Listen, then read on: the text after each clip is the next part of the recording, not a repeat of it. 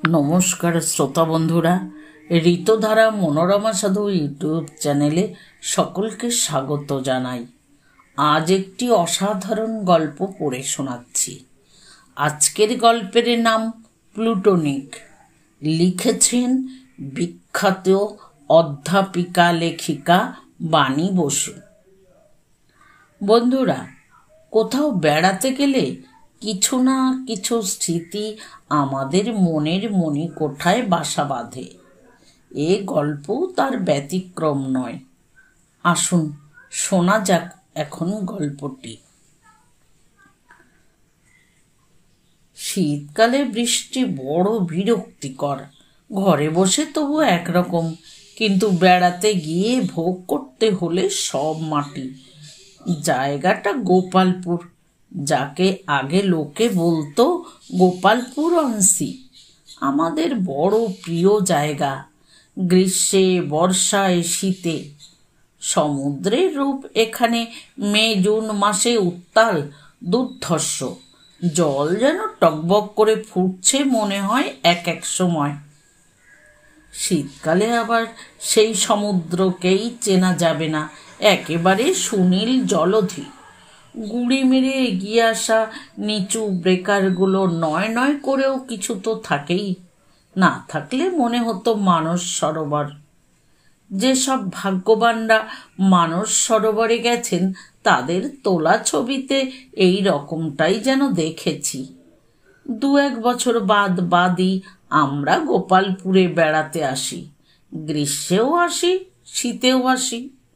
উঠি ব্যাবিংটন সাহেবের বাংলোয় বরাবর।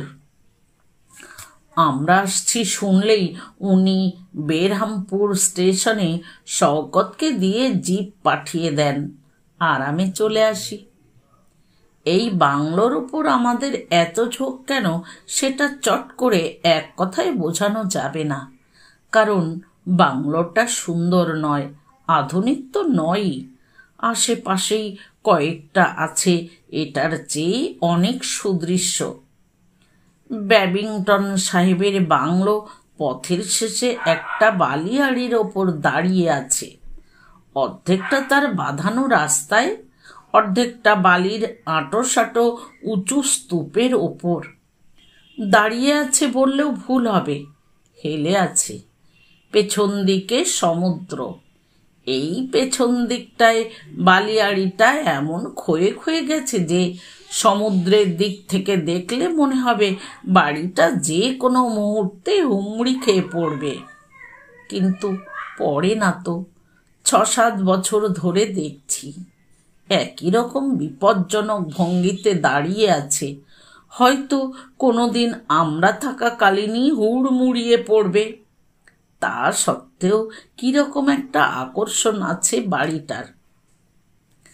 ভেতরে ঢুকলে মনে হয় পুরনো ইংল্যান্ডের কোনো বড় কান্ট্রি হাউসে এসেছি। ঢুকে পড়েছি ভিন দেশের অতীত ইতিহাসের পোকায় খাওয়া পাতার ভেতরে। সামনের দিকে বেশ বড় হাতা, তার একদিকে একটা ছোট্ট আউট হাউস। হাতাটা ঢালু। শান বাঁধানো হলে কি হবে, বালিতে ভর্তি থাকে সব সময়। ধারে ধারে কেয়ারি করা, তেমন কিছু গাছপালা নেই। কেই বা যত্ন করবে? তবে বেশ কিছু টবের পাতাবাহার আর ফুল গাছ আছে। এই বাংলোর বাগান। ঢুকে প্রথমে বাঁদিকে ব্যাবিংটনের নিজের ছোট্ট ঘর, ডান দিকে একটা লাউঞ্জ মতো, সেটা ব্যাবিংটন সাহেবের অফিস। একদিকে কয়েকটা বেতের চেয়ার, সামনে কাউন্টার, তার পেছনে ব্যাবিংটন সাহেব শর্টস আর আলগা টি-শার্ট পরে খুব কায়দা মেরে বসে থাকে। গাবদা একটা খাতা নিয়ে সারা সকাল খুটখাট কাজ করে।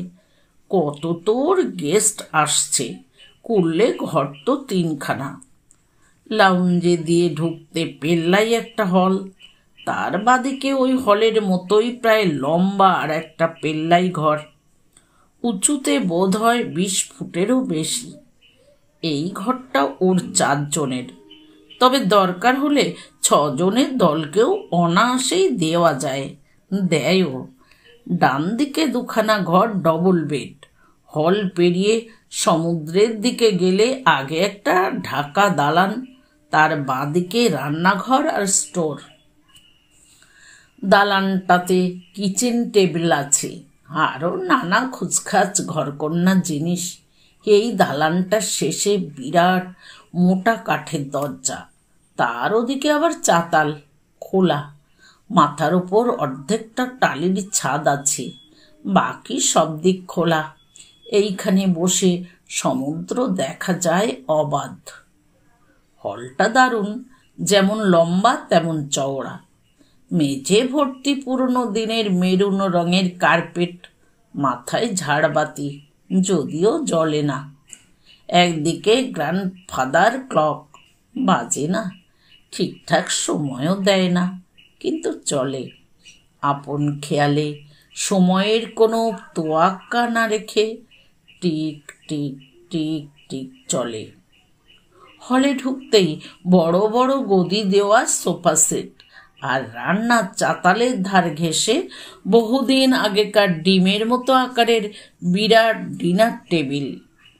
চেয়ারগুলো লাল ভেলভেটের গদি মোড়া বাঁকানো পায়ের, পিঠের দিকে বেশ কারুকার্য আছে। সব আসবাবই সেগুন কাঠের, চকচকে পালিশোলা, আকারে বড়।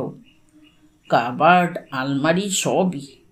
বেমানান খালি একদিকে একটা খুব ক্ষুদে ফ্রিজ, আর তার উপরে টেলিফোন। এই দুটো জিনিস বাদে ঘরখানাতে একটাও এ শতাব্দীর জিনিস নেই, বাজি ধরে বলতে পারি। ঘরের আসবাবও ওই রকমই। ওয়ার্ডরোব, খাট দেরা যায় না, শুধু অতিরিক্ত বিছানা দিতে হলে স্টিল ফ্রেমের ফিতে লাগানো খাট দেওয়া হয়। ওপরে ডানলো পিলোর তোষক বা গদি যাই হোক। এখানে বেশিরভাগ বাড়ি পর্তুগিজ গোত্রীয় সাহেবদের। এটাই বোধহয় একমাত্র কলকাতা ইয়া অ্যাংলো ইন্ডিয়ানের, অন্তত আমি যদ্দূর জানি। ব্যাবিংটন সাহেবের রং বেশ লালচে ফর্সা, অনায়াসেই আসল সাহেব বলে চালিয়ে দেওয়া যায়। 50-এর ওপর বয়স মনে হয়, কিন্তু খুব মজবুত শরীর, কটা চুল, পাকা টাকা বুঝি না। সব সময়েই দেখি শর্টস পরে ঘোরে। খালি শীতের শর্টসটা একটু মোটা ধরনের, আর গরমেরটা পাতলা। গরমে অনেক সময় খালি গায়েও ঘুরতে দেখেছি। 24শে ডিসেম্বর পর্যন্ত আবহাওয়ায় শীতের কোনো লক্ষণই নেই। এমনিতেই সমুদ্রের ধারে শীত তত বোঝা যায় না, এবার যেন একটু বাড়াবাড়ি রকমের শৈত্যাভাব। এমনিতে বেশ মনোরম, কিন্তু একটু রোদ উঠলেই আর সি বিচে থাকা যাচ্ছে না। চান করে উঠে আমাদের পাশ দিয়ে যেতে যেতে কুহু আর গোবিন্দ বলতে বলতে গেল, ভাবো তো, পৃথিবীর নানান জায়গায়, এমনকি ভারতবর্ষেও কোথাও কোথাও এখনো বরফ পড়ছে। এরা স্বামী স্ত্রী বোধহয় অল্পদিন বিবাহিত, বিয়ের ঠিক পরেই বেরোবার সুযোগ পায়নি, এখন কমাস পরে এসেছে হানিমুনে। আছে আমাদের ডান দিকের ঘর দুটোর একটায়। আমরা ওদের নিজেদের মধ্যে বলি কুহু ও কেকা। খুব একটা ভাব না হলেও কুহুর সঙ্গে মাঝে মাঝে আমার ভালোই কথাবার্তা বিনিময় হয়। বেশ মিশুক মেয়েটা। আর একটা ঘরে আছেন বিশেন বলে এক ভদ্রলোক, এরও বয়স 50-এর ওদিকে, কিন্তু নিশ্চয় করে বলাও কিছু যায় না। মাথার চুল বেশিরভাগই পাকা হলে হবে কি, বেশ তাগড়া চেহারা, হাঁটা চলা সবল, দ্রুত, থলথলে না হলেও একটু মোটার দিকেই, তামাটে রং গায়ের, খুব শৌখিন। মাথায় বিদেশি ক্রিম ট্রিম মাখেন বোধ হয়। সবসময় একটু মৃদু গন্ধ বেরোয়, মনে হয় মাথার চুল থেকেই। গন্ধটা ঠিক ধরতে পারি না। জামা কাপড় জুতো সব ফিটফাট, যখনকার যা তখনকার তেমনটি। সবুজ রঙের সুইমিং ট্রাঙ্ক পরে চান করতে নামবেন, বিরাট একটা টার্কিশ তোয়ালে গায়ে জড়িয়ে। বিচ দিয়ে হাঁটছেন দেখব পাতলা লাট খাওয়া ট্রাউজার্স আর আলগা টি শার্ট পরে, পায়ে ক্যাম্বিসের জুতো। আবার সন্ধেবেলায় বসবেন স্যুটটাই হাঁকিয়ে, পালিশ করা কেতাদুরস্ত জুতো। তাই একে আমরা বলি বড় সাহেব। এর কাছে ব্যাবিংটন আপাতত ছোট সাহেব হয়ে গেছেন। কুহু আর গোবিন্দ বা কুহু ও কেকা যেমনি হাঁসকুটে গপ্পবাজ, তেমনি একাল সেরে ওই বিশেন। কারোর সঙ্গেই যেন আলাপ করার গরজ নেই, গতিবিধিও আমাদের সঙ্গে মেলে না। দুই সাহেব সন্ধ্যের থেকেই বোতল নিয়ে বসে সমুদ্রের দিকের চাতালটায়। দৃশ্যটা ভারী মজার। বাঁ পাশে এক সারি মরকুটে ঝাউ গাছ, আধভাঙা বালিয়াড়ির ওপর সিমেন্ট চটা চাতাল। চাতালের ওপর গোল স্টিলের ফোল্ডিং টেবিলটা পেতে ফেলে ব্যাবিংটন। শওকত তার হুকুম বর্দার। স্টিলের ফোল্ডিং চেয়ার পেতে ফেলে যেন অন্তত আধ ডজন লোকের মজলিস বসবে। পাপাম্মা ব্যাবিংটনের আর এক হুকুম বর্দার, একটি তেলেঙ্গি মেয়ে। বড় এক প্লেট কাজু বাদাম, বোতল, গ্লাস সব সাজিয়ে রেখে যায়। ওরা দুজনে সমুদ্রের দিকে চেয়ে বসে থাকে, হাতে গ্লাস, মাঝে মাঝে চুমুক দিচ্ছে, নামিয়ে রাখছে, আবার তুলে নিচ্ছে। পাশাপাশি চেয়ারে বসে দুজনেই একেবারে আকাট চুপ, গম্ভীরভাবে কেউ কারো দিকে না তাকিয়ে বসে বসে গিলে যাচ্ছে। অন্তত আমি তাই বলি। যাই হোক, গেলার প্রভাব কিন্তু কারো উপরই বিন্দুমাত্র পড়ে বলে মনে হয় না। ব্যাবিংটন আগেও যেমন হাসি খুশি সদাশয় ভদ্রলোক, পরেও ঠিক তেমনি। বিশেন আগেও যেমন গোমরা, পরেও তেমন গোমরা। এই সময়টা কুহু কেকা ফেরেই না, কোথায় কোথায় বেরিয়ে যায় আমরা বুঝতেই পারি না। আমরাও 7:30-8টা পর্যন্ত বাংলোর কাছাকাছি সমুদ্রের ধারে বসে থাকি। যতক্ষণ দিনের আলো থাকবে ততক্ষণ বীজ ধরে বেড়াবো। অন্ধকার হলেই বসে পড়ব। লাইট হাউসটা কাছেই। অন্ধকার জলের ওপর লাইট হাউসের আলোটা যতক্ষণ না ঘুরতে আরম্ভ করছে ততক্ষণ আমার ছেলে বাবাই আমাদের উঠতেই দেবে না। এখান থেকে দুই সাহেবের পান দৃশ্যটা দেখা যায়। বাবাই বলে, মা, ওরা কত থামস আপ খাবে? ঘোষ সাহেব অর্থাৎ বাবাইয়ের বাবা বলে, ওরা থামস আপ খাচ্ছে, তুই তো দেখছি বুদ্ধু দ্য গ্রেট। আমি চিমটি কেটে থামাবার চেষ্টা করলে কি হবে? ঘোষ সাহেব তার সদা সত্য বলিবে, কদাচ মিথ্যা বলিবে না নীতি অনুসারে বলে, থামস আপের বোতল তুই চিনিস না, ইয়ার কি পেয়েছিস? তবে কি খাচ্ছে বাবা? মদ? মদটা খুব চুপি চুপি বলে বাবাই। এই তো ঠিক ধরেছিস বেটা, বলে বাবা ছেলের পিঠে একটা 82 সিক্কা ওজনের তারিফ সূচক থাবড়া দিয়ে জনান্তিকে আমাকে বলে, থামস আপ? ধোকা দিতে শিখেছে কেমন দেখেছ? তোর বাপ চেনে আর তুই চিনিস না? আমরা 3 ঘর অতিথি এক ডিনার টেবিলে খাই, কিন্তু ভিন্ন ভিন্ন সময়ে। সবচেয়ে প্রথম 8টা থেকে 8:30টার মধ্যে খেয়ে নেয় ব্যাবিংটন আর বিশেন। 9টা নাগাদ খাই আমরা। নবদম্পতির খাওয়া সবচেয়ে দেরিতে। ওরা যখন খায় তখন আমরা সামনের কি পেছনের চাতালে বসে গল্প গাছা করছি, নয়তো শুয়েই পড়ছি কোনো কোনো দিন। ওদের হাহা হু হু কানে আসে।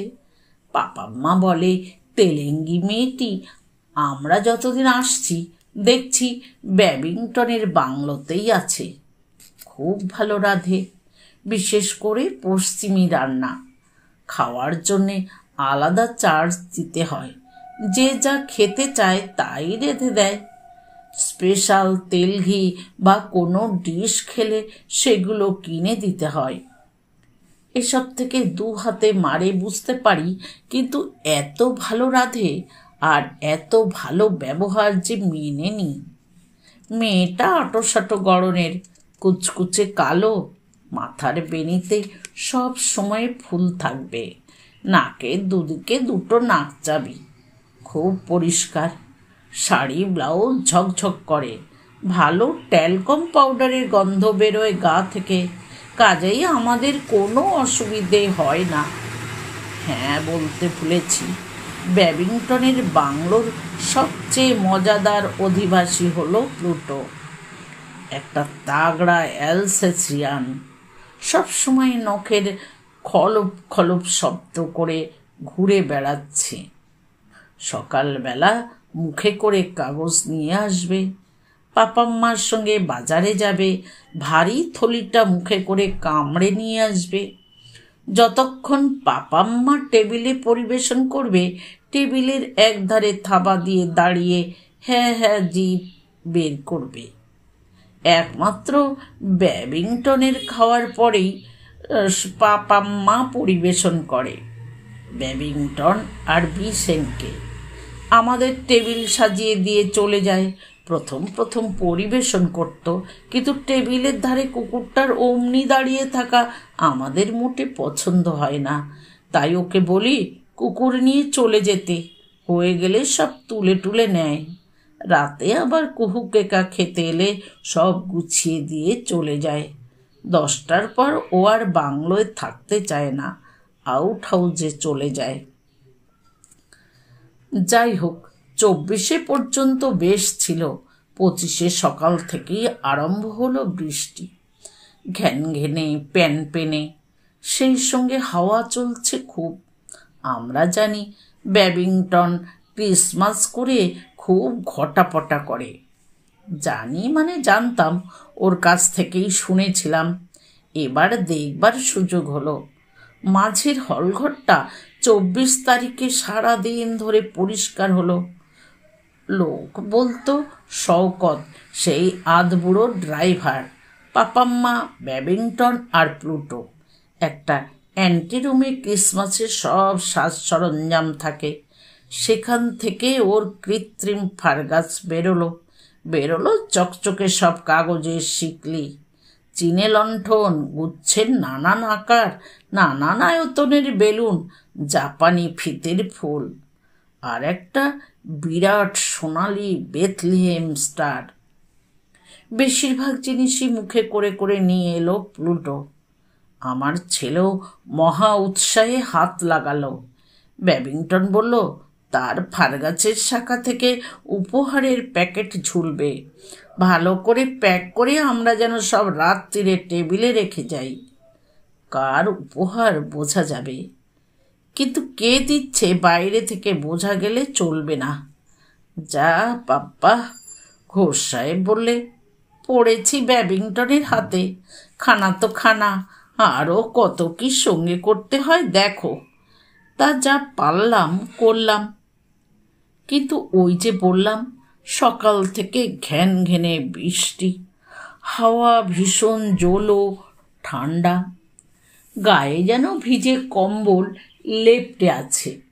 দু একবার পেছনের চাতালে যাবার চেষ্টা করলাম, দেখি এলোমেলো হাওয়া দিচ্ছে, অর্থাৎ ক্রমশই সাইক্লোনিক হয়ে যাচ্ছে ওয়েদার। ব্যাবিংটন বলল, মিসেস ঘোষ, খবরদার ওদিকে যেও না, হঠাৎ দমকা হাওয়া এসে উড়িয়ে নিয়ে গিয়ে একেবারে আছড়ে ফেলে দেবে সি বিচের ওপর। সর্বনাশ, তাড়াতাড়ি শওকতকে ডাকি। আমি না হয় না গেলাম, কিন্তু বাবাই সারাদিন ঘরের মধ্যে থেকে উত্তপ্ত হয়ে রয়েছে, যা দস্যি। টুক করে সবার অলক্ষ্যে ওদিকে চলে গেলেই হলো। শওকত, পাপাম্মা, ব্যাবিংটন সবাই মিলে ঝোড়ো হাওয়ার মুখে সেই বিশাল দরজা বন্ধ করে দিল। দুপাশ থেকে দুটো চওড়া লোহার খিল পড়ল। লাউঞ্জের দিকের দরজাও বন্ধ, আমাদের সব ঘরের জানলার শার্সিও বন্ধ। এবার ঝড়ে চত্বরের বাইরে যত খুশি মাতামাতি করুক। সন্ধে হতেই ঝাড় লণ্ঠনে মোম জ্বলে উঠল, চিনে লণ্ঠন জ্বলে উঠল। ক্রিসমাস ট্রির গায়ে ছোট ছোট টুনি বাল্ব জ্বলে উঠল। চারদিক ঝিকমিক ঝিকমিক করছে। বিশেষ করে হলের দরজার মাথায় সেই সোনালি রঙের বেথলেহেম স্টারটা, সেটা থেকে রীতিমতো আলো ঠিক রচ্ছে। কি মাস্টার বাবাই, এবার তোমার মন ভালো হয়েছে? ব্যাবিংটন বলল। জবাবে বাবাই দুম করে একটা বন্দুক ফাটালো। সবাই হা হা করে হেসে উঠল। ব্যাবিংটন বলল, ব্যাস, আমাদের ক্রিসমাস উৎসব আরম্ভ হয়ে গেল। প্লুটো পর্যন্ত দেখি প্রচণ্ড ল্যাজ নাড়াতে নাড়াতে ঘুরে বেড়াচ্ছে, অর্থাৎ তারও খুব আহ্লাদ। ভোজ হলো জমাট রকম। ছোট ছোট চিকেনের গোটা রোস্ট, বাঙালি পোলাও, প্রতি গ্রাসে কাজু, কিশমিশ, মটরশুঁটি, পমফ্রেটের ফ্রাই, 2 রকম স্যালাড আর ক্রিসমাস পুডিং। পাপাম্মা সত্যি দারুণ রাঁধিয়ে, একেবারে ওস্তাদ। ওর রান্নার লোভেই বোধহয় ব্যাবিংটনের ভুতুড়ে বাড়িতে সারা বছর একটা গেস্টের ধারা অব্যাহত থাকে। আজকের ভোজটা আবার ব্যাবিংটনই দিতে চেয়েছিল, আমরা সবাই আপত্তি করেছি। জোর জার করে চাঁদা দিয়েছি। কাউন্টারে গাবদা খাতা খুলে বসে হিসেব কষলেও তেমন কিছু উপার্জনও নেই। নইলে গত 6-7 বছর ধরে দেখছি তো, রং তো দূরের কথা, বাড়িটাকে চুনকাম পর্যন্ত করায়নি একবারও। শুধু কিছু কিছু প্লাস্টারের তাপ্পি চলছে জায়গায় জায়গায়। সবাই যে যার গিফট পেয়ে গেছি। বাবাইয়ের কোলে তো এতগুলো জড়ো হয়েছে। তারপরেই ব্যাবিংটনের। আমরা সবাই 2-3টে করে পেয়েছি। খুলতে যাব। ব্যাবিংটন বলল, ধৈর্য ধরো মিসেস ঘোষ, প্যাকেট খুলবে একেবারে রাত্রিরে, যে যার ঘরে গিয়ে। এখন আড্ডা, খালি মাস্টার বাবাই যা ইচ্ছে করতে পারে। বাবাই তৎক্ষণাৎ 3 লাফ দিয়ে একটার পর একটা প্যাকেট খুলতে লাগলো। টিনের কমিক্স পেয়েছে 2টো, ব্যাবিংটন দিয়েছে একটা বড় টয়লেট সাবান, বিদেশি। বিশেন দিয়েছেন অবশ্যই। কাজু বাদামের প্যাকেট, কুহু কেকা। আমরা আসবার সময়ে একটা স্ক্যাবলালস গেম কিনে এনেছিলাম, সেটাই দিয়েছি। ভাগ্যিস ওকে আগে দেখাইনি। বাবাই তার উপহারের প্যাকেট সব 2 হাতে আঁকড়ে ধরে ঘরের মধ্যে ঢুকে গেল। এখনো কমিক্স 2টো গো গ্রাসে গিলবে। ব্যাবিংটন বলল, কি আড্ডায় সবাই রাজি তো? আমাদের তো কোনো আপত্তি নেই। কুহুরাও দেখলাম খুব উৎসাহী। কি মিস্টার সেন, বসছেন তো? ঘোষ সাহেব জিজ্ঞেস করলেন। সেন ধীরে সুস্থে একটা পাইপ ধরালেন। তারপর এই প্রথম চাপা হাসিতে উজ্জ্বল মুখে বললেন, ইয়েস অফকোর্স, তবে অন কন্ডিশন, যদি ইন্টারেস্টিং গল্প শুনতে পাই। ব্যাবিংটন বলল, ইন্টারেস্টিং গল্প মানে ভূতের? সেন বললেন, প্রেমেরও হতে পারে। প্রেম আর ভূত? কুহু খিলখিলিয়ে হেসে উঠল। একটু ভেবে দেখলেই বুঝতে পারবেন, 2টোর মধ্যে কিন্তু প্রচুর মিল আছে। সেন মিটিমিটি হেসে বললেন। ঘোষ সাহেব বললেন, কেন? প্রেমও ভূতের মতো হুট করে ঘাড়ে চাপে, তারপর পট করে ঘাড় মটকায় বলে? ব্যাবিংটন বলে, ছি, মহিলারা মনে কষ্ট পায় এমন কথা নাই বললে মিস্টার ঘোষ। বলছে বটে, কিন্তু তার মুখে দুষ্টু হাসি। আর কোনো মিল 2টোর মধ্যে? সেন চারদিকে চোখটা ঘুরিয়ে নিলেন একবার, যেন কুইজ মাস্টার।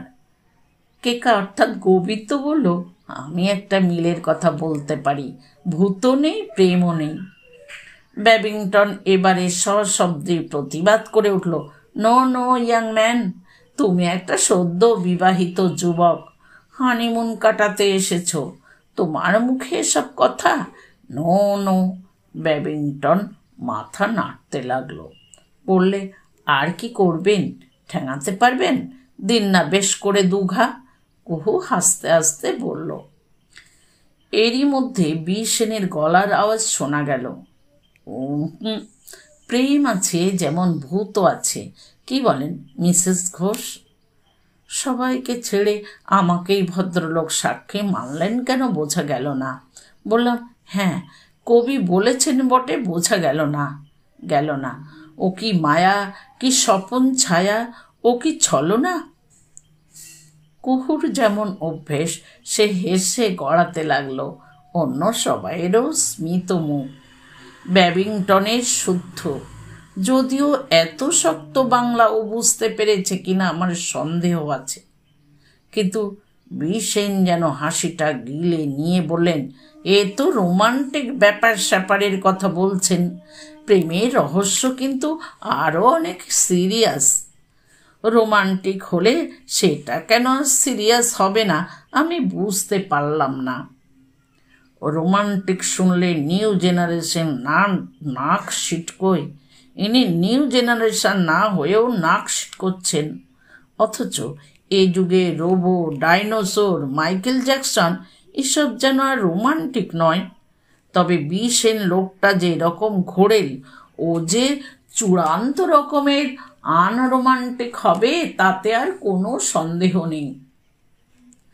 এই সময়ে ব্যাবিংটন চোখ গোল গোল করে বলল, প্রেম আর ভূত দুই আছে, এমন একটা গল্প শুনবে নাকি? কুহু এগিয়ে এসে বলল, বলুন মিস্টার ব্যাবিংটন, প্লিজ। তাহলে কফি খাওয়াও। পাপাম্মা আউট হাউজে চলে গেছে, তোমার হাতের কফি খাই। কুহু কোমরে শাড়ি জড়িয়ে উঠে পড়ল। বলল, নিশ্চয়ই। রান্নাঘরের দিকে চলে গেল ও। মিনিট কয়েক পরেই ওদিক থেকে ডাকলো, ইরিনাদি, একটু হেল্প করবে, এসো না। আমি উঠে পড়ে রান্নাঘরে যেতেই খুব উত্তেজিত কাঁপা কাঁপা গলায় বলল, কি গিফট পেয়েছো রিনাদি? এখনো তো খুলিনি। আমি আর কৌতূহল সামলাতে পারিনি ভাই, খুলে ফেলেছি। এই দেখো, একটা কি রহস্যময় গিফট পেয়েছি। বলে ও একটা দামি কাগজ মেলে ধরল। তার মধ্যে একটা লিপস্টিক, কাগজটাতে লেখা উইথ কিসেস। কে বলো তো? আমি হেসে উড়িয়ে দিলাম। বললাম, তোমার বর আবার কে? ও চিন্তিত হয়ে বলল, এটা মোটেই ওর হাতের লেখা নয়। ওর কাগের ঠ্যাং বগের ঠ্যাং আমি চিনি। আমি হেসে বললাম, আমার বরেরও নয়, একটু আশ্বাস দিতে পারি। ও ভুরু কুচকে কফি তৈরি করতে লাগলো। ইতিমধ্যে আমি চট করে ওই চাতালের দিকে দরজা দিয়ে নিজেদের ঘরে ঢুকে দেখি বই টই খেলনা টেলনা ছড়িয়ে বাবাই ঘুমিয়ে কাদা। আমার প্যাকেটগুলো খুললাম। এক প্যাকেট খুব সুন্দর বাহারি মোমবাতি। কে দিয়েছে নাম নেই। আমার কর্তা কিচ্ছু দেয়নি মনে হলো। কিন্তু এ কি, কুহুর মতোই একটা কাগজের প্যাকেট না? খুলে দেখি ভেতরে একটা ছোট্ট পারফিউমের শিশি। কাগজে লেখা 27th midnight. When the world falls asleep last chance, oblige Venu back terrace. এ কি রে বাবা, আমরা অবশ্য 28-এ সত্যিই চলে যাচ্ছি। কিন্তু এ লেখার কি মানে? কেউ ঠাট্টা করেছে? ব্যাবিংটন জানে আমরা কবে যাব। অন্যরা জানলে জানতে পারে, কিন্তু ঠাট্টাও যদি হয়, কি জংলি অপমানজনক ঠাট্টা। আমার মাথার মধ্যেটা জ্বলতে লাগলো। কাগজটা বালিশের তলায় কোনো মতে দুমড়ে গুজে রেখে রান্নাঘরে ফিরে গেলাম। কুহুর কফি তৈরি হয়ে গিয়েছিল। আমি নিয়ে গেলাম ট্রেটা। পেছনে আর একটা ট্রেতে বিরাট পটট নিয়েও কুহু বসে পড়ে বলল, নিন, এবারে বলুন, প্রেমিক ভূত না ভুতুড়ে প্রেম? বলতে বলতে কুহু আমার দিকে অর্থপূর্ণ দৃষ্টিতে চাইল। বুঝতে পারছি ও ব্যাবিংটনকে সন্দেহ করছে। ভয় পেলে কিন্তু চলবে না, ব্যাবিংটনের মুখ এখন আরও গোল হয়ে গেছে। আমি বললাম, ভয়? যা নেই তাকে ভয় টয় আমরা করি না মিস্টার ব্যাবিংটন। তবে যা আছে কিন্তু লুকিয়ে আছে তাকে একটু ভয় পাই। কুহু মুচকি হেসে আমার দিকে চাইল। ব্যাবিংটন বলল, এই প্লুটো, এদিকে আয় তো। গড়গড় গড়গড় করে একটা চাপা আওয়াজ করে অ্যালসেশিয়ানটা এগিয়ে এলো। ব্যাবিংটনের চেয়ারের পাশে থাবা গেড়ে বসলো, ল্যাজটা খুশিতে যেন লাফাচ্ছে। এর কত বয়স হবে বলো তো? কত হবে, 10 কি 11? বড় সাহেব বিশেন বললেন। বলবার হক ওরই আছে মনে হলো। আমার আবার কুকুর টুকুর আসে না। কুহু আমার কানে কানে বলল, নেড়ি কুকুর ছাড়া আর কোনো কুকুরেরই বয়স বাবা আমি বলতে পারি না। আমি চুপি চুপি জিজ্ঞেস করলাম, নেড়ি কুকুরেরটাই বা কী করে পারো? আমাদের বাড়ির একতলার গুদম ঘরে একটা নেড়ি বাচ্চা পেড়েছিল। 5টার মধ্যে 4টে বছরখানেকের মধ্যেই মারা গেল। 5মটা 7 বছর পরে, ঠিক যে গুদমে জন্মেছিল সেইখানে এসেই মরে। এই সময় ব্যাবিংটন ঘোষণা করল, প্লুটোর 19 বছর বয়স পেরিয়ে গেছে। ইম্পসিবল, বিশেন বললেন। ব্যাবিংটন বলল, এক্স্যাক্টলি, আমিও তাই বলি, কিন্তু সম্ভব হয়েছে হয়তো প্লুটো নয়, অন্য কেউ। মানে? বিশেন থেকে চুরুট সরিয়ে নিলেন। বিশেন মুখ থেকে চুরুট সরিয়ে নিলেন। ব্যাবিংটন বলল, তোমরা ট্রান্সমাইগ্রেশন অফ সোলস মানো, বিশ্বাস করো? বিশেন বলেন, আরে জন্মান্তরবাদ তো আমাদের সংস্কারের মধ্যে ঢুকে বসে আছে, মানি বা না মানি। আমার কর্তা বলল, না না, উনি বোধহয় সেই পিথাগোরাসের থিওরিজের কথা বলছেন। একজন মারা গেল তো তার আত্মা হয়তো অন্য কেউ, এমনকি কোনো জন্তু জানোয়ারকেই গিয়ে আশ্রয় করল। বহু পুরনো তত্ত্ব, তাই না মিস্টার ব্যাবিংটন? ব্যাবিংটন নীরবে মাথা নাড়ল। অল রাইট, বলো তোমার গল্প। বিশেন চুরুটে ছাই ঝেড়ে বললেন। ব্যাবিংটন বলতে লাগলো, পাপাম্মাকে দেখেছ তো? অন্ধ্রের মেয়ে, খ্রিস্টান, সব কিছুতে এক্সপার্ট, তেমনি বিশ্বাসী। প্রথমে ওর মা এখানে কাজ করত, ও স্কুলে পড়তো। তারপর ওর মা হঠাৎ মারা যেতে ও আমার কাছে আশ্রয় চাইল। আপনার কেউ নেই, সেই থেকে কাজ করতে আরম্ভ করলো এখানে। ওর মা থাকতো দূরে, ওদের বস্তিতে। ও কিন্তু এইখানে আউট হাউসটা পরিষ্কার করে থাকতে আরম্ভ করলো। কিছুদিনের মধ্যেই কাজকর্মে মাকে তো বটেই, আরও অনেককেই ছাড়িয়ে গেল। আমার তো একেবারে ডান হাত। গেস্টদের এমন যত্ন করত যে কিছুদিনের মধ্যেই আমার বাংলোর কথা চারদিকে ছড়িয়ে পড়ল। সারা বছর গেস্ট, আর আমাকেও এমন দেখাশুনো করতো যে আমি বলতাম ও একাধারে আমার পাপা আর মা। এইভাবে বেশ চলছিল। ইতিমধ্যে একটি খ্রিস্টান ছোকরা ওর প্রেমে পড়ল। অন্ধ্রেরই ছেলে, বোধহয় 7-8 ক্লাস পর্যন্ত পড়েছে। তাইতেই নিজেকে নিজেদের কমিউনিটির মধ্যে একটা কেউকেটা গোছের ভাবতে শুরু করেছে। সুটকে মাছ চালানোর ছোটোখাটো কারবার করে সেই জোসেফ এসে পাপাম্মাকে বিয়ে করতে চাইল। কি আর করি, বললাম, করতে পারো, কিন্তু আমার আউট হাউজে, তাই বলে থাকতে দেব না। জোসেফের মতলব ছিল ওকে কাজ থেকে ছাড়িয়ে নিয়ে যাওয়া। কিন্তু পাপাম্মা এতদিন এই পরিবেশে মানুষ, এত বড় বাড়িতে স্বাধীনভাবে ঘুরে বেড়ায়, নানান রকমের মানুষ দেখে, কত মেম সাহেবদের সঙ্গে কথাবার্তা বলে, আমার কাছ থেকে লেখাপড়া আরও শিখছিল। ভালো ভালো খান্না রান্না করে, ফুলবাগান করে, তার ওখানে পোষাবে কেন? সে যেমন আমার কাজ করছিল করতে লাগলো, কিন্তু আর এখানে থাকতো না। কফিতে চুমুক দিল ব্যাবিংটন। কুহুর বর বলল, মিস্টার ব্যাবিংটন শেষ পর্যন্ত আমাদের চাকরানির প্রেমের গল্প শোনাচ্ছেন। সেনের মুখের উপরও এক চিলতে তাচ্ছিল্যের হাসি ফুটে উঠল। ব্যাবিংটনের মুখটা থমথম করছে। বলল, ও, তার হাতের রান্না খেয়ে রোজ তারিফ করতে পারো, তার পাতা বিছানায় শুয়ে স্বপ্ন দেখতে পারো, আর তার যে একটা প্রাইভেট লাইফ আছে সেটাও ইন্টারেস্টিং হতে পারে, তা মানতে চাও না? বেশ, আমি আর বলছি না। প্লুটো গড়গড় করে দুবার ল্যাজ ওলট পালট করল। কুহু তিরস্কারের দৃষ্টিতে গোবিন্দর দিকে তাকিয়ে বলল, না না, মিস্টার ব্যাবিংটন বলুন প্লিজ। ও না শোনে না শুনুক, আমাদের খুব ভালো লাগছে। ব্যাবিংটন আর এক চুমুক দিল কফিতে, পর থেকে আরও একটু ঢালল। আমার কর্তা ঘোষ সাহেব বলল, আরে বলোই না ব্যাবিংটন, আমরা সবাই এখন মেজাজে আছি, এমন করে কেউ দুম করে সুইচ অফ করে? ব্যাবিংটনের বলবার ইচ্ছে ষোলো আনা।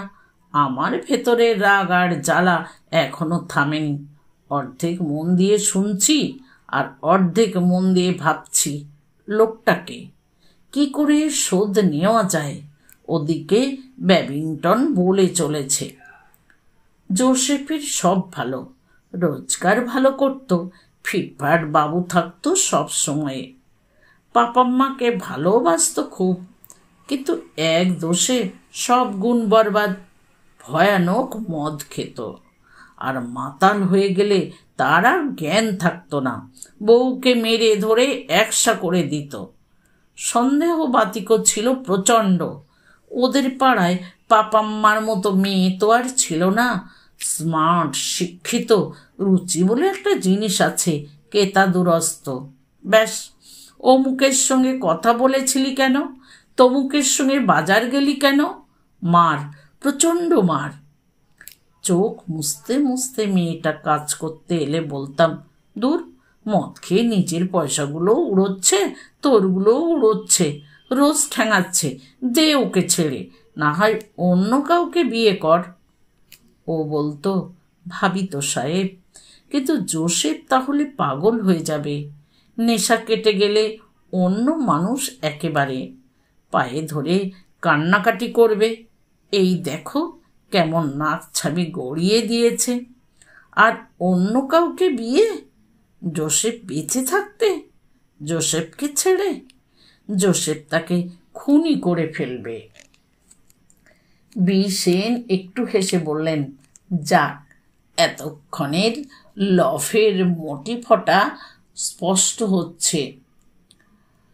সেন একটু হেসে বললেন, যাক, এতক্ষণের লোভের মোটিভটা স্পষ্ট হচ্ছে। ব্যাবিংটন তখন গল্পের ঘোরে, সে অত লক্ষ্যই করল না, সে বলে চলল। তারপর একদিন মেয়েটা আমার কাছে এসে একেবারে আছড়ে পড়ল। সারা পিঠে দাগড়া দাগড়া লাল দাগ, বেতনা লাঠি কি দিয়ে নির্মমভাবে পিটিয়েছে, সর্বাঙ্গে কালশিটে, ফুলো, মাথা ফেটে রক্ত পড়ছে, চোখ মুখ ফুলে গেছে। আমি বললাম, এ কি, এ যে তোকে খুন করে ফেলতে বাকি রেখেছে, আমি এক্ষুনি যাচ্ছি থানায় ডায়েরি করতে।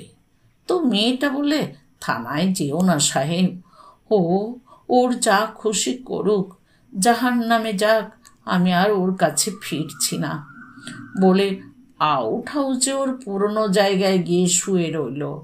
ডাক্তার ডাকলাম, কপালে স্টিচ হলো, মাথায় ব্যান্ডেজ হলো, ওষুধ, ইঞ্জেকশন। এটা সকালের কথা।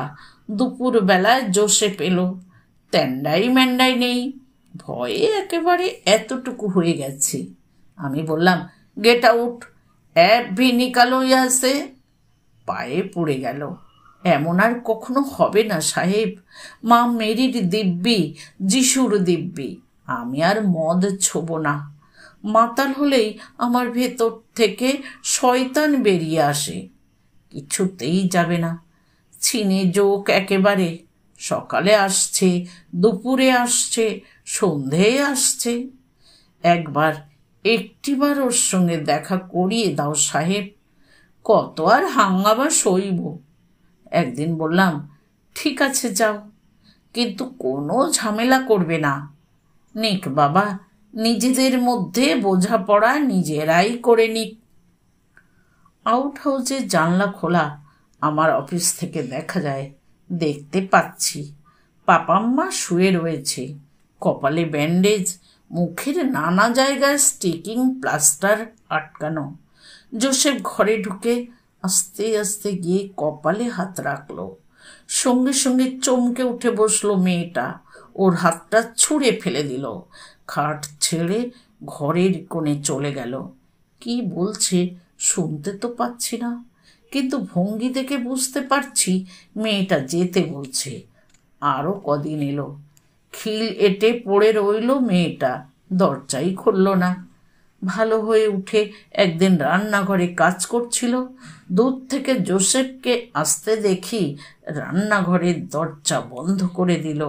ভেতর থেকে শাসাতে লাগলো, জোসেফ এক্ষুনি চলে না গেলে পুড়ে মরবে। সে এক কেলেঙ্কারি ব্যাপার। এর কদিন পরে শুনলাম জোসেফ বিষাক্ত মদ খেয়ে মরে গেছে।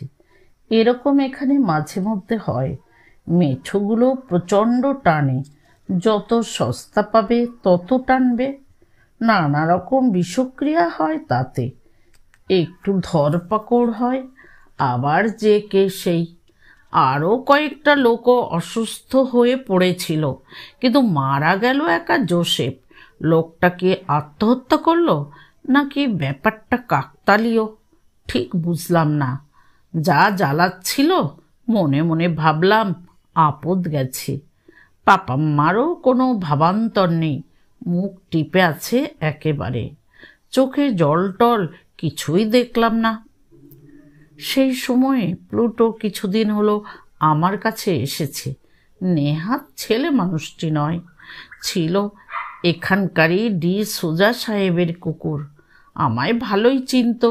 ডি সোজা সব বেচে বুচে চলে গেল অস্ট্রেলিয়া। কুকুরটাকে আমার কাছে দিয়ে গেল। বছরই বা বাঁচবে আর? কোথায় ফেলব? একে একটু যত্ন করো ব্যাবিংটন। সঙ্গে ওই যে ড্রেসারটা দেখছো, ওটাও উপহার দিয়ে গেল। তা তো দিল। প্লুটোকে নিয়ে পড়লাম মহা মুশকিলে। আমাকে চেনে, কোনো অসুবিধে করে না, কিন্তু কদিন পর থেকে নিজের মনিবকে দেখতে না পেয়ে ভীষণ মন মরা হয়ে গেল। জোসেফ যখন হাঙ্গামা করছে সে সময়টা আমি প্লুটোকে নিয়ে অস্থির। খেতে দিলে খায় না, জল পর্যন্ত খুব তেষ্টা না পেলে খাবে না। বাইরে চাতালে গিয়ে মুখ উঁচু করে করুণ সুরে কাঁদে। ক্রমশই শীর্ণ হয়ে পড়ছে, কমজোরি হয়ে পড়ছে। থাবায় মুখ গুজে শুয়ে থাকে আর শরীরটা থরথর করে কাঁপে। মাছি ঘুরে আশেপাশে। বুঝলাম একে বাঁচাতে পারবো না, যে কোনো মুহূর্তে মরে যাবে। ঠিক আগের দিন জোসেফ মারা গেছে। খবর এসেছে পরদিন সকালবেলা। আমি বাগানে কাজ করছি, হঠাৎ দেখি ঝাঁঝরি হাতে পাপাম্মা রান্নাঘরের দিক থেকে দৌড়তে দৌড়তে আসছে, মুখে প্রচণ্ড আতঙ্ক। সাহেব সাহেব, ওর পেছন পেছন দেখি প্লুটোও আসছে। মাংসপেশিগুলো ফুলে উঠেছে, শীর্ণ কমজোরি ভাবটা আর নেই। দেখে তো আমি খুব খুশি। বললাম, ডর খাচ্ছিস কেন? এতদিনে কুকুরটা পোষ মানলো। পাপাম্মা তেমনি ভয়ের সঙ্গে বলল, জোসেফ জোসেফ এসেছে। কোথায় রে? আচ্ছা তো, দিনের বেলা ভূত দেখছে। এদের যা কুসংস্কার না। বললাম, চল দেখি কোথায় তোর জোসেফ। আঙুল দিয়ে প্লুটোকে দেখিয়ে বলল, ওই যে ওর মধ্যে ঢুকেছে। রান্নাঘরে একেবারে আমার কাপড়ের মধ্যে ঢুকে গেছিল।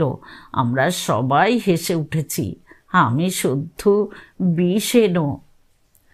ব্যাবিংটন গম্ভীরভাবে আমাদের সবার দিকে তাকিয়ে বলল, আমিও প্রথমটা হেসেই ছিলাম, কিন্তু তারপর ব্যাপারটা লক্ষ্য করলাম। পাপাম্মা খেতে না দিলে খাবে না, খেতে খেতে মাঝে মাঝেই ওর দিকে চাইবে, চোখে যেন জল। কালো কালো কীরকম চোখ দেখছ তো, চাউনি যেন কুকুরের মতো নয়, কোনো মতেই নয়। আস্তে আস্তে মেয়েটার ভয় কেটে গেল। আমাকে বলল, দেখো সাহেব, ও যে যিশুর নামে দিব্যি গেলেছিল ভালো ছেলে হবে, দেখো হয়েছে। কি রে প্লুটো, হয়েছিস ভালো ছেলে? ব্যাবিংটন অ্যালসেশিয়ানটার দিকে তাকালো। প্লুটো অমনি পেছনের পায়ে ভর দিয়ে ব্যাবিংটনের কাঁধের ওপর 2 থাবা রেখে উঠে দাঁড়ালো। দেখে কুহু আমার এদিকে ঘেঁষে এসে বলে উঠল, বাবারে। প্লুটো বলল, ঘাও ঘাও। তারপরে আবার থাবা নামিয়ে শান্তশিষ্ট হয়ে যেমন বসেছিল বসে পড়ল। বিষেন মুচকি হেসে নিভে যাওয়া চুরুটে অগ্নিসংযোগ করে বললেন, আচ্ছা, একখানা আষাঢ়ে গল্প শোনালে যা হোক। ব্যাবিংটন গম্ভীর হয়ে গেল, বলল, ও কিভাবে বাজারের থলি বয়ে নিয়ে আসে, কাগজ নিয়ে আসে মুখে করে, দুধওলা, ডিমওলা, মাছওলা এলেই চেঁচিয়ে ডাকে পাপাম্মাকে, খেয়াল করেননি? দেখেননি কিভাবে গাল চেটে পাপাম্মাকে আদর করে, সারাটা দিন ওর পায়ে ঘোরে, রান্নাঘরে ওর হাতা বাসন পর্যন্ত এগিয়ে দেয়? বিষেন বলেন, অনেক কুকুরই এরকম করে থাকে মিস্টার ব্যাবিংটন, শেখালেই করে। আমার 3টে কুকুর আছে, আমি জানি। মনিবকে যে খেতে দেয় তাকে। এরা বিশেষত এইসব পেডিগ্রি ডগগুলো ভীষণ মানে। আমার তো মনে হয় তোমার কুক ওই মেয়েটির থেকে ও তোমারই বেশি ভক্ত। খাওয়া দাওয়া হয়ে গেছে, এখন আর ওর খোঁজ করছে না, তোমার সঙ্গে সেটে রয়েছে। ব্যাবিংটন আরো গম্ভীর হয়ে বলল, সে কথা নয়, আসলে রাত হলে ও আর আমার কাজ ছাড়া হতে চায় না। কেন? এর মধ্যে বিশেষত্বই বা কি আছে? ঘোষ সাহেব বলল। ব্যাবিংটনের মুখ ঈষৎ লাল। বলল, দেখো না কেমন বেয়াড়া লোকটা, একেবারে সন অফ এ বিষ। যত বলি ও মেয়েটা আমার বাপ মা সব, আমাকে বিশ্বাস করতে চায় না। সারা রাত আমাকে ঠায় পাহারা দেবে, টয়লেট পর্যন্ত হুস হুস করে ঢুকে যাবে। টয়লেটটা আউট হাউসের দিকে মুখ করে কিনা, পার জেলার শয়তানটা, দেখবে। বলতে বলতে ব্যাবিংটন হাত বাড়িয়ে দেয়ালে একটা সুইচ টিপল। কিছুক্ষণ পরই হলঘরের লাউঞ্জের দিকে দরজাটার বেল বাজল। ব্যাবিংটন আমার দিকে তাকিয়ে বলল, মিসেস ঘোষ, যদি কিছু মনে না করো, তুমি গিয়ে দরজাটা খুলে দাও। একটু কষ্ট হবে, তবু তুমিই দাও, দেবে? আমি বললাম, নিশ্চয়ই। কিন্তু তার আগেই লাফিয়ে উঠেছেন বিষেন। দরজার দিকে যেতে যেতে বলছেন, হোয়াট ননসেন্স! এই ভায়োলেন্ট ওয়েদারে একজন মহিলাকে দরজা খুলতে পাঠানো? ব্যাবিংটন বলে উঠল, না সেন, তুমি যেও না। Let Mrs Ghosh go, she surely won't mind. কিন্তু ততক্ষণে বিষেন দরজার কাছে পৌঁছে গেছেন। ব্যাবিংটন হাঁ হাঁ করে ছুটে যেতে না যেতেই দরজাটা খুলেও ফেলেছেন।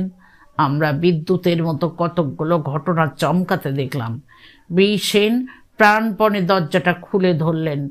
সাইক্লোনিক ঝড়ের ঝাপটা সামলাতে সামলাতে পলিথিনের ওয়াটারপ্রুফ পরে ভেতরে ঢুকে এলো পাপাম্মা, এবং প্লুটো উল্কার মতো ছুটে গিয়ে পাপাম্মা আর বিষেনের মাঝখানে তার ভয়াবহ বিশালতা নিয়ে দাঁড়িয়ে পড়ল। 2 থাবা বিষেনের কাঁধে। দেখলাম হিংস্রভাবে সে বিষেনের গাল থেকে মাংস খাবলে নিচ্ছে। বন্ধুরা, গল্পটা এখানেই শেষ হলো। দেখা হচ্ছে আগামীকাল ঠিক বিকেল 5টায়। যারা প্রথম থেকে শেষ পর্যন্ত গল্পটির সাথে ছিলেন তাদের অনেক ধন্যবাদ জানাই।